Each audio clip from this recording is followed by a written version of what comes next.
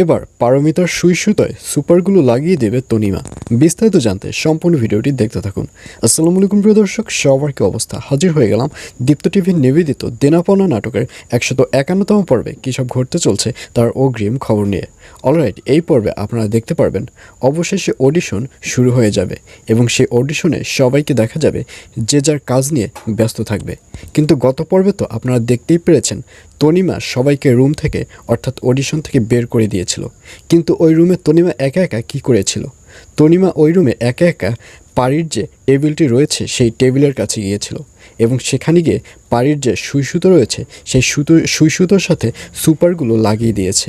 এবং সবাই যখন যে যার টেবিলের সামনে এসে উপস্থিত হবে তখন পাড়ি ব্যাপারটি খেয়াল করতে পারবে না, পাড়ি বুঝতে পারবে না যে তার সুই সুতোয় সুপারগুলো লাগানো আছে।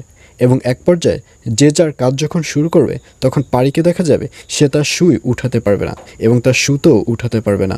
আর এই অডিশন যারা যারা টেলিভিশনে দেখছে তারা সবাই এগুলো দেখে অবাক হয়ে যাবে এবং এক পর্যায়ে পাড়ির ফুপু তো বলেই ফেলবে যে এটা কোন ধরনের কথা, কিছু না কিছু একটা বানিয়েও যদি হেরে যেত তাহলে হতো। পাড়ি তো দেখছি সুই সুতো উঠতেই পারছে না, আমি যদি এই পরিস্থিতিতে পড়তাম তাহলে আমি লজ্জায় একদম মরেই যেতাম। আর এইসব কথা শুনে পাড়ির মাকে কোনো কথা বলতে দেখা যাবে না। আর অন্যদিকে এগুলো দেখে মিতুকেও দেখা যাবে সে অবাক হয়ে যাবে, কারণ মিতু তো এগুলো কিছুই জানে না। মিতু বলবে কী ব্যাপার, পাড়ি তো সুই উঠাতে পারছে না। আর অন্যদিকে পাড়ির যে শাশুড়ি রয়েছে তাকে দেখা যাবে সে মনে মনে হাসতে থাকবে, কারণ পাড়ির শাশুড়ি তো এগুলো সবই জানে যে সব কিছুই হচ্ছে রিয়ার ফাঁদ। আর অন্যদিকে পল্লবকে দেখা যাবে সেবার সরাসরি দালালের কাছে চলে যাবে এবং সেখানে গিয়ে বলবে আমি টাকা রেডি করেছি, আপনি আপনার কাগজপত্রগুলো রেডি করুন। আর এই কথা শুনে দালাল ব্যাপারটা বেশি কেয়ার করবে না, কারণ দালাল তো আগে থেকেই জানে যে পল্লব আর কত টাকাই বা রেডি করতে পারবে।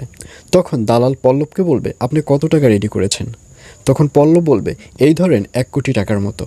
আর এই কথা শুনে দালাল অনেক বেশি আশ্চর্য হয়ে যাবে। দালাল বলবে আপনি সত্যি কি 1 কোটি টাকা ম্যানেজ করেছেন? তখন পল্লব বলবে জি, আমার কাছে 1 কোটি টাকাই আছে। আর এই কথা শুনে দালাল বলবে আচ্ছা ঠিক আছে, তাহলে আপনি কোনো টেনশন করেন না, আমি আজকের মধ্যেই আপনার কাগজপত্র রেডি করে ফেলছি। এসব বলতে দেখা যাবে সেই দালালকে। আর এছাড়াও থাকবে আশ্চর্য সকল ঘটনা। সুতরাং সবাইকে দেনা পাওনা নাটকের আগামী পর্ব দেখার আমন্ত্রণ রইল।